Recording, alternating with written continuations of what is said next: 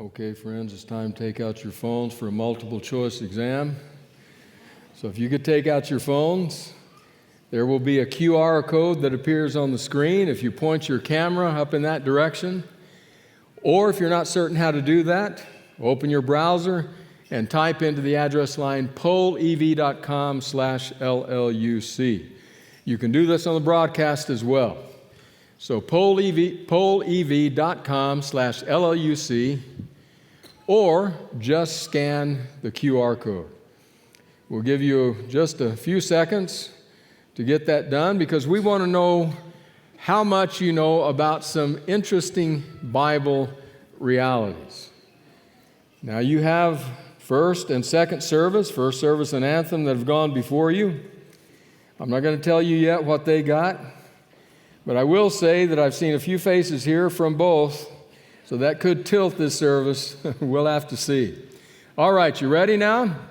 Here we go. Question number 1. Are we ready upstairs? We've had some challenges with our computer getting a little frozen up. Here we go. The shortest verse in the Bible in the original languages is John 11:35, 1 Thessalonians 5:16, Luke 17:32, Deuteronomy 5:19, or 1 Thessalonians 5:17, each of which is obviously very short in the English. So in the original language, which is the shortest? All right, it looks like we're just about done voting, so we need to stop it.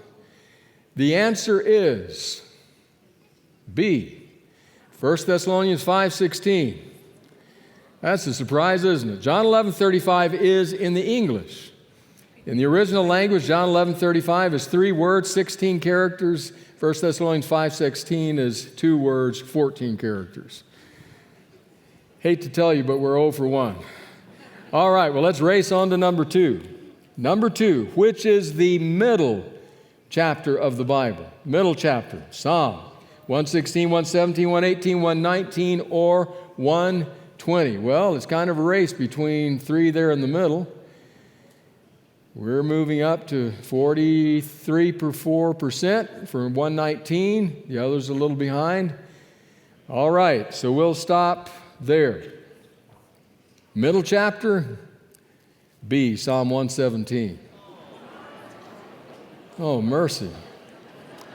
Pastor Philip, we may need to have you come up and pray for... Hey, wait.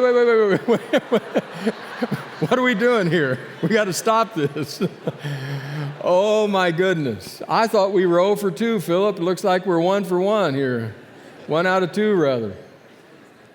All right, we're going to let that pass on this one, but you guys, you got to stop it upstairs. All right.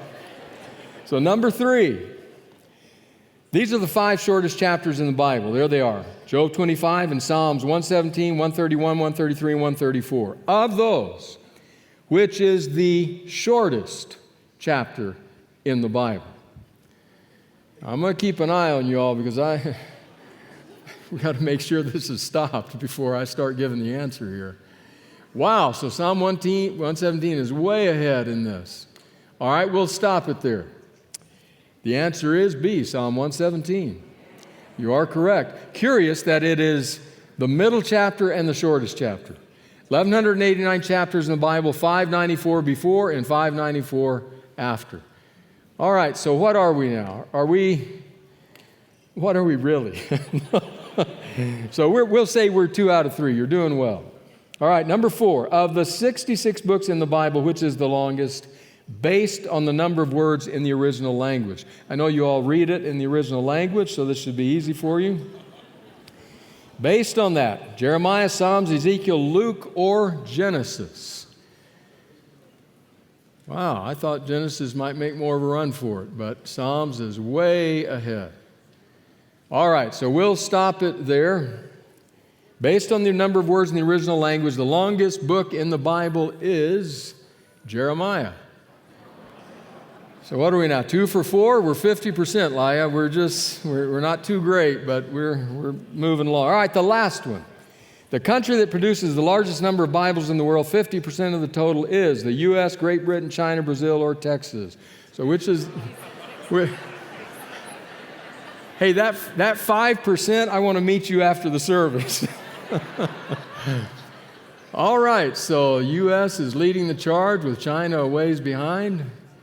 All right, so now we will stop it. And I'm going to keep an eye on that to make sure it stays stopped. Interesting. C is the answer, China. Largest number of Bibles produced in China. So 2 of 5. We're going to have a season of prayer after this service for all 3 services. Because we've got to do a better job when it comes to the real multiple choice exam we're taking throughout this camp meeting series. And for today's option C, you're standing at the fork in the road. You're having to make a decision about your life. And we're talking about the options and which ones you will choose to consider. Today we're at option C, and for that we go to 1 Kings chapter 3. Now remember the background to what we're going to read here. The background was read to us so well by Cece in the scripture reading. The first half of 1 Kings 3 is the story of Solomon as he comes to the throne, as he ascends to power. He's given a dream, a vision by God in which God comes to him and says, Solomon, what do you need? What do you want? Name it and claim it. Can you imagine if God said that to you? So God asked him, what do you need in order to be able to rule, to govern these people well? And Solomon responds and says, I need wisdom, discernment, depth. And God responds to him and says, Solomon, because you have asked for wisdom, you could have asked for the life of your enemies, you could have asked for wealth, for honor. There are all kinds of things you could have asked for, but you asked for wisdom. And because of the wisdom behind that request, I'm going to give you wisdom, and I'm going to give you wealth and honor in addition. So we come to the end of that story. And the question that lingers in the air for the reader is, did Solomon become wise? And so the chronicler, the one who writes the story, immediately goes to a story to try to give us an example of whether or not Solomon had wisdom. And that's what we read today, 1 Kings chapter 3, beginning in verse 16. Now 2 prostitutes came to the king and stood before him. One of them said, pardon me, my lord, this woman and I live in the same house, and I had a baby while she was there with me. The 3rd day after my child was born, this woman also had a baby. We were alone. There was no one in the house but the 2 of us. During the night, this woman's son died because she lay on him. So she got up in the middle of the night and took my son from my side while your servant was asleep. She put him by her breast and put her dead son by my breast. The next morning, I got up to nurse my son, and he was dead. He was dead. But when I looked at him closely in the morning light, I saw that it wasn't my son that I had born. The other woman said, no, the living one is my son, the dead one is yours. But the first one insisted, no, the dead one is yours, the living one is mine. And so they argued before the king. The king said, this one says, my son is alive and your son is dead. While that one says, no, your son is dead and my son is alive. Then the king said, bring me a sword. So they brought a sword for the king. He then gave an order, cut the living child in 2 and give half to one and half to the other. The woman whose son was alive was deeply moved out of love for her son and said to the king, please, my lord, give her the living baby. Don't kill him. But the other said, neither I nor you shall have him. Cut him in 2. Then the king gave his ruling.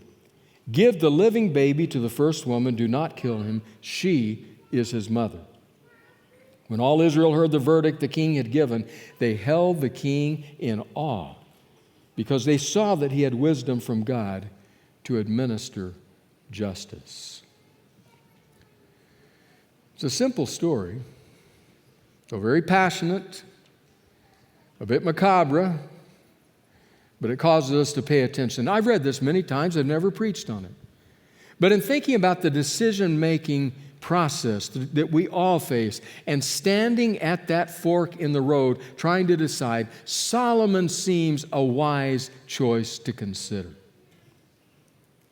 So these 2 women live in the same house. Each have a child, a son, 3 days apart. The first one lies on her baby at night. Probably the Old Testament way of saying she was trying to nurse him, keep him close for warmth, and she smothered him. Terrible tragedy. She discovered it in the middle of the night, and then she did what I can only describe as an utterly cold-hearted move. She gets up out of bed. This woman is used to scratching and clawing her way through life, obviously. She gets up out of bed, takes her dead son, takes it over to the other bed, exchanges the two boys, brings the living one back to her own bed. A few minutes, few hours later, we don't know, as the sunlight begins to dawn, as light streams into the room, the other mother awakens, and we can almost imagine there are a few seconds of cooing to her baby, and then suddenly a scream. She leaps up. He's dead. But then she holds him up to the morning light and looks at him and says, I told the other two services, don't tell my wife I said this, but hey, all newborn babies look alike, to me anyway. So I don't know how she knew the difference, but she looks and she says, this is not my baby. That one is my baby. And thus they now stand, the two of them, before the king. Hebrew scholars tell us the way the story is told in the original gives us the impression that they're talking over each other as they argue back and forth. This one is mine, that one. No, that one's mine, this one is yours. And back and forth they go until Solomon steps in. I can imagine that he was rather dispassionate, unemotional, because he was looking for a response. Bring me a sword. Cut the baby in two, give half to each. And then one of them screams, please, no, just give the baby to her. Let him live. And Solomon says, we've got our mother. This one is the mother. Give the baby to her. And the text says, all Israel was in awe. The wisdom of Solomon.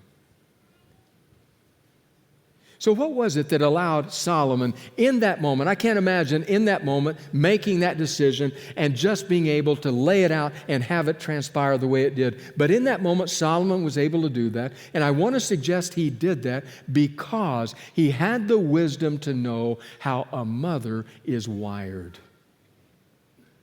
What makes her tick. What's in her DNA.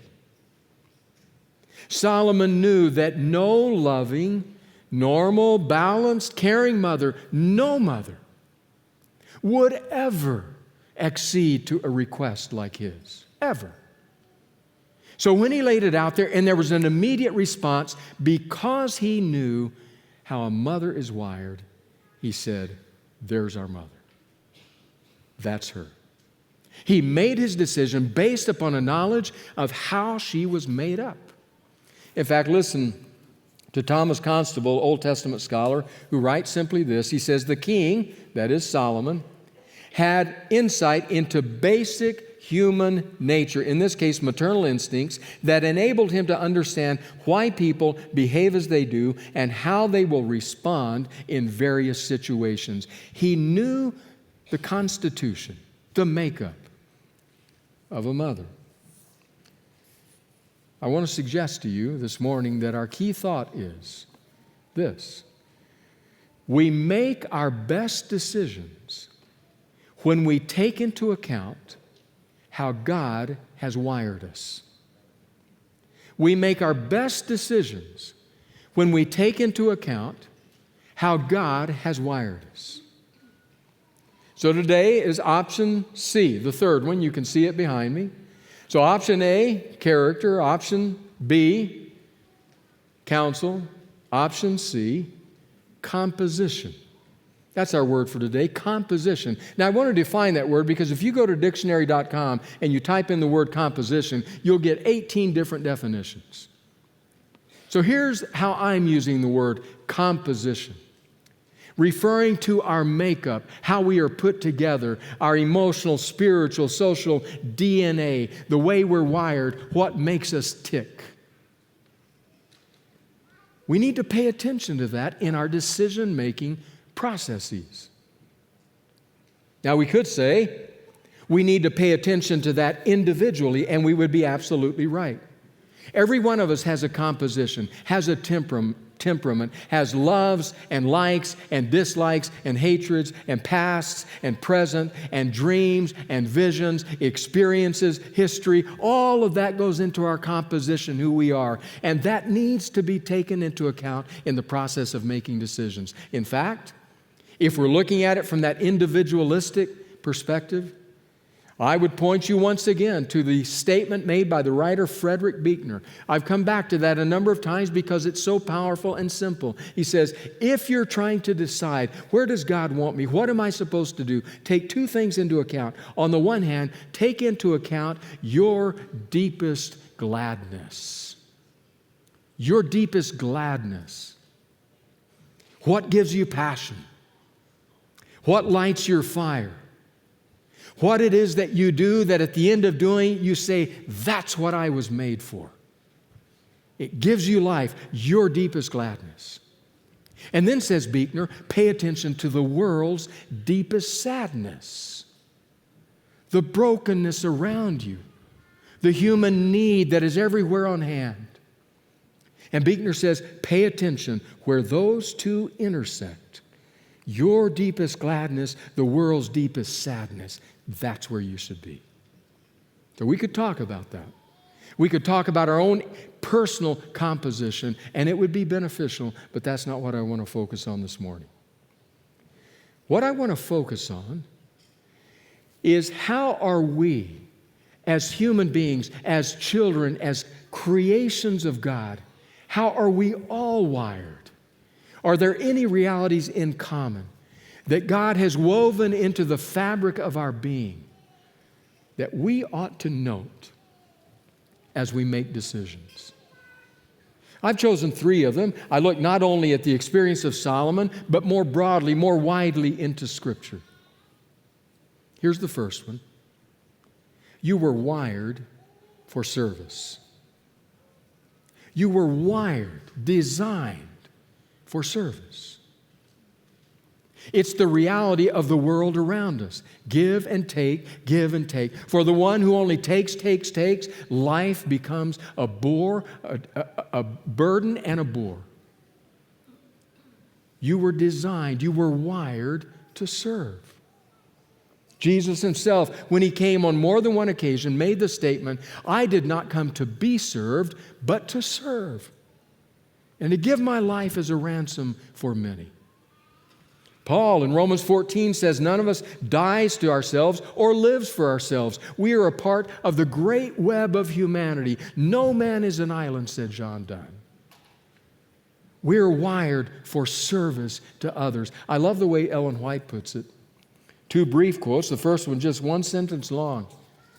Listen to what she says. All things, both in heaven and in earth, declare that the great law of life is a law of service. Then she expands. The law of service is written upon all things in nature. The birds of the air, beasts of the field, the trees of the forest, the leaves, the grass, the flowers, the sun in the heavens, the stars of light, all have their ministry. Lake and ocean, river and water spring, each takes to give. Notice that last statement. Each takes to give. We were designed to serve. You know that feeling you get when you have made a choice to do something in service to another person? And when they turn to you in gratitude, they look at you, their eyes gleaming, their tears glistening with their cheeks glistening with tears. They look at you and they say, I cannot tell you how deeply I appreciate what you've just done. You know that glow that you get at that moment from having given, having served, having met a need? That glow comes from the hum that happens when you are functioning as you were designed to function. That's how God designed us. We are designed for service. One author writes about the surgeon researcher and author Atul Gawande. I want to read you the words. Says Atul Gawande describes the story of Bill Thomas, a man who in the 1990s started working as the medical director of Chase Memorial Nursing Home in the town of New Berlin, New York. He was only 31 with little or no experience in elder care. With his newcomer's eyes, Bill was shocked by the three plagues of nursing home existence: boredom, loneliness, helplessness. His plan was simple: start bringing gardens, children, and pets into the nursing home, lots of pets. Here's a snippet of the conversation that ensued after the nursing home director and his staff agreed to let Thomas bring more plants into the home. Thomas asked, "How about a dog?" There were safety code issues, but maybe, yeah, so I guess we can do that. "Well, let me try 2 dogs, Thomas said. "It's against code," they repeated. "Let's just put it down on the paper," Thomas said. Dr. Bill was not seeing much enthusiasm in response, but he thought he was on a roll. "How about cats?" "You want dogs and cats?" they asked. They reluctantly agreed. "Perfect," Bill said, beaming. "And we need more sound of life around this place. You know what would be best? The sound of birds singing. Let's put down 100. 100 birds in this place? You must be out of your mind. Have you ever lived in a house that has 2 dogs, 4 cats, and 100 birds? "No," said Bill, smiling. "But wouldn't it be worth trying?" Eventually, Dr. Bill wore them down, and they ordered the birds. The 100 parakeets all arrived on the same day. But the bird cages hadn't come yet. So the delivery man released the birds into the nursing home's beauty salon. The results were extraordinary. The number of prescriptions was cut in half, with particular reduction in the use of psychotropic drugs, and mortality fell about 15%. This was the starting point for a larger program named, biblically appropriate, Eden Alternative. Why was Eden Alternative so successful? Gawande concludes that we need a loyalty or a dedication to a cause beyond ourselves. It doesn't matter if this cause is small, like the care for a pet, or large. What matters is that such is a cause to provide meaning to one's life. We all need loyalty, and elderly people need it even more. People need a sense of belonging. Now listen to this sentence. We have an innate desire to be part of something larger than ourselves. We have an innate desire to be part of something larger than ourselves. When we are connected to life and each other, we thrive. When we are disconnected, we die. Something larger than myself. Let me get out of the cocoon of my isolation and my own comfort and go and serve someone, because when I do that, I am functioning in the way God designed me to function. So, you stand at the fork in the road, trying to make a decision. You want the wisdom of Solomon. If you want that, pay attention to your composition, to how you are designed. You were designed for service. So ask yourself some questions. In this decision that I'm facing, what will move me toward greater service? How can I affect more people's lives? How can I throw my life into the furrow of human need? What will most empower me to respond to the needs that surround me?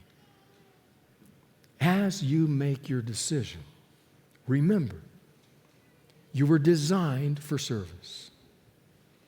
But secondly, you were designed for relationship.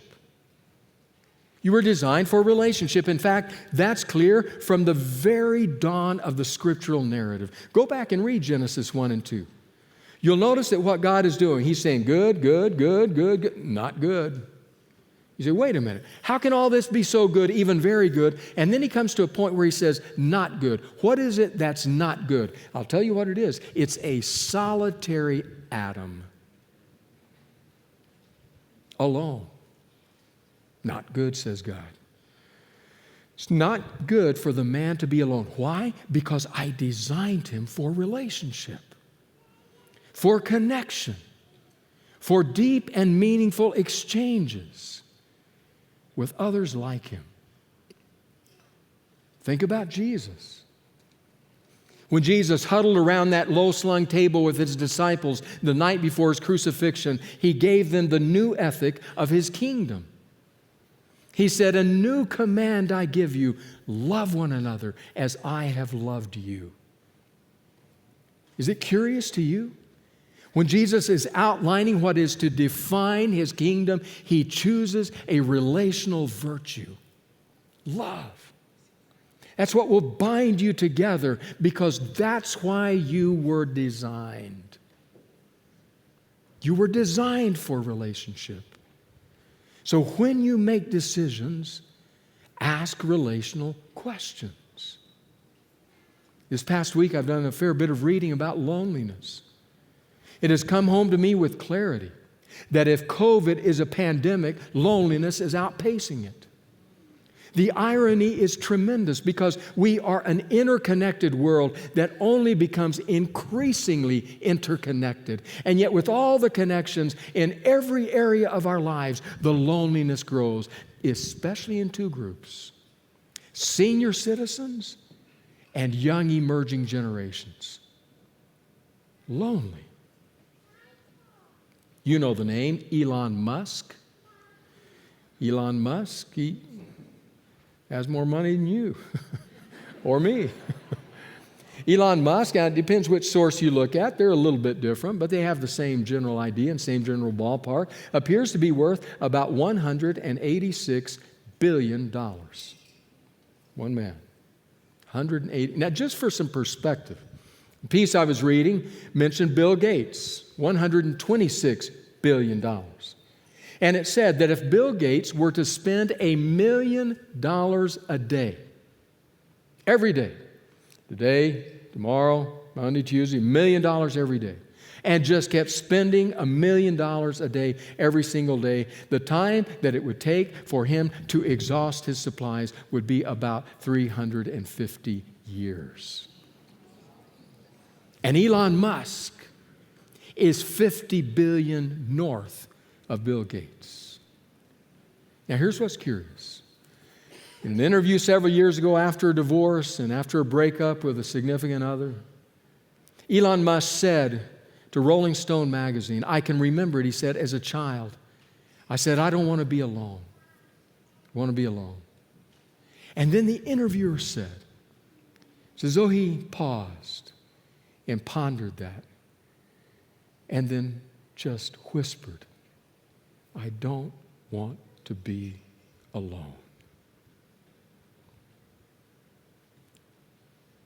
You know what Elon Musk is saying? If you don't have meaningful connections, $186 billion won't fill that. Loneliness.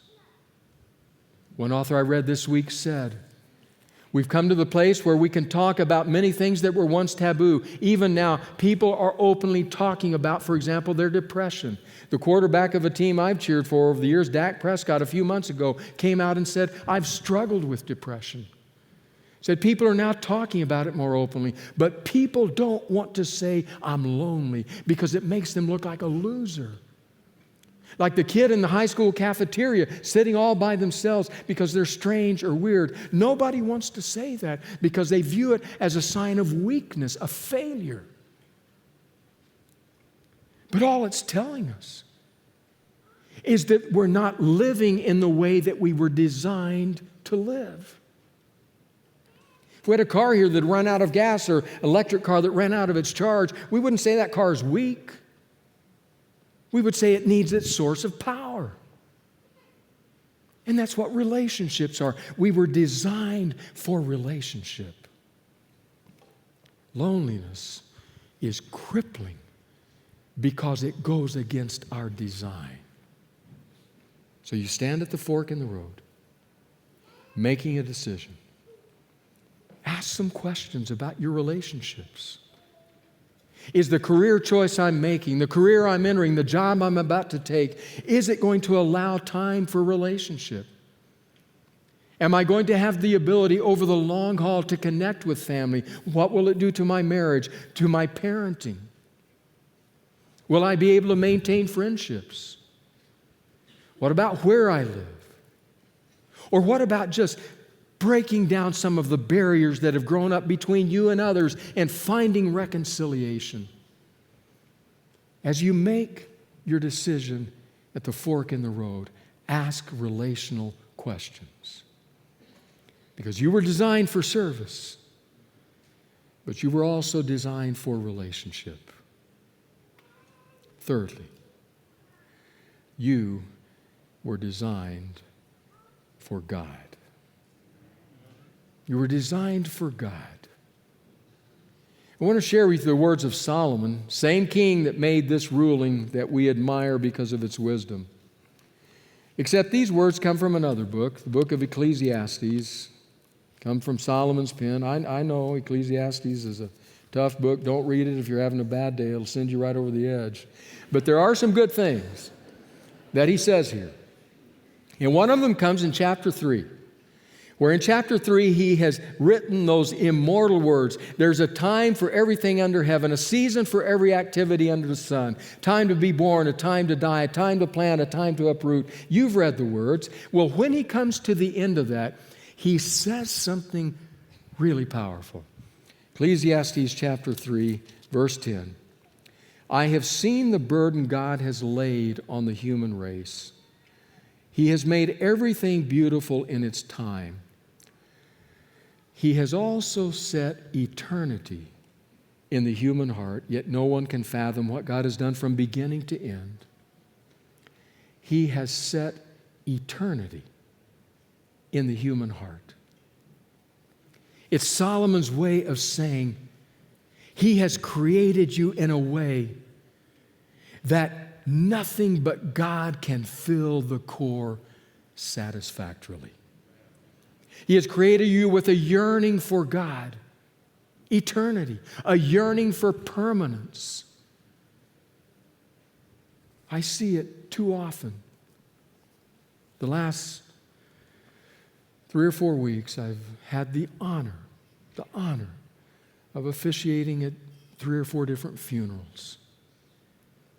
Every time I'm invited into that sacred circle of sorrow, every time I see those tears flow, almost feel those hearts break, see people whose dreams lie broken at their feet, I think this should not be.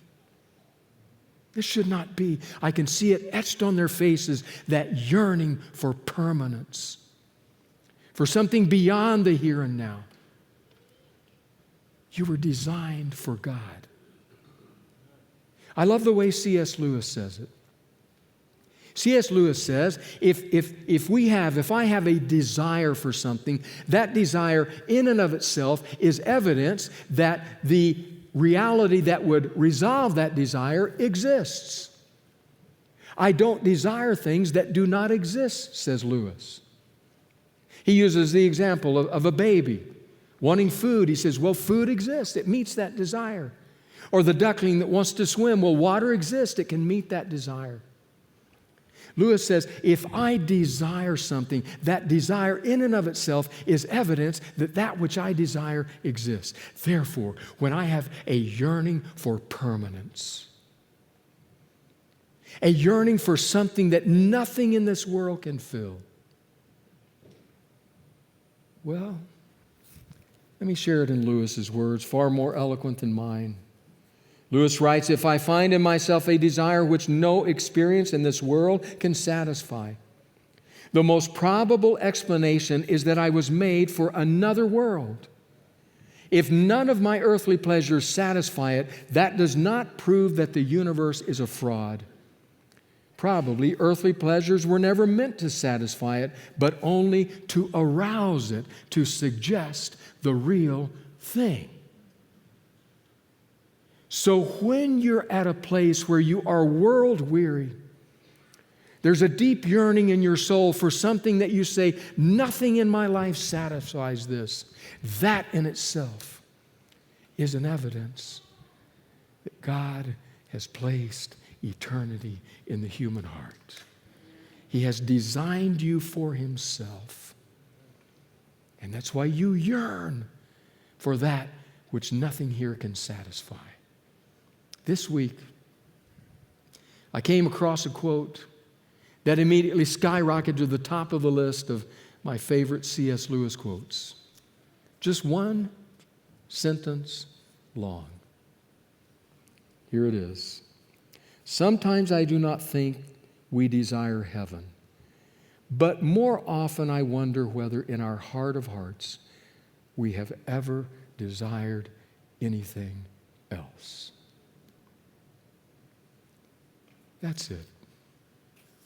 That yearning for God, because we were designed for God. So when you stand at that fork in the road, when you have to make that decision, ask yourself questions about God. Which decision can I make here that would honor God? Which decision can I make that would bring me more in harmony with His will for my life? Which would keep me following more closely in the footsteps of Jesus? Which would allow me to share the depth of my relationship with God with others? When you have to make that decision, ask yourself God questions. Because you were designed for God. And if you ignore those questions, you'll make your decision only to realize that there is that deep, yawning chasm within you that has not been satisfied. So here we are, multiple choice exam. Option A, character. Option B, counsel. Option C, composition. Which will you choose? Well, I hope you'll hold just a bit, because we still have two options left. But I do want to ask you to do me a favor. This week, as you're grappling with that decision that you have to make, as you're thinking, how did God design me? What has God woven into me that will really make me tick, really make me hum? As you're sorting that through, I want you in your mind's eye to see a young woman. Hard life. Many reasons for sorrow. But as you look at her in your mind's eye, she is almost skipping home, clutching her baby boy close to her breast. That scene is possible only because a wise king knew what made a mother tick. So this week, open your heart to God. Say, God, as I face this decision, please, from your divine perspective as creator, show me how you have wired me and what will truly make me tick.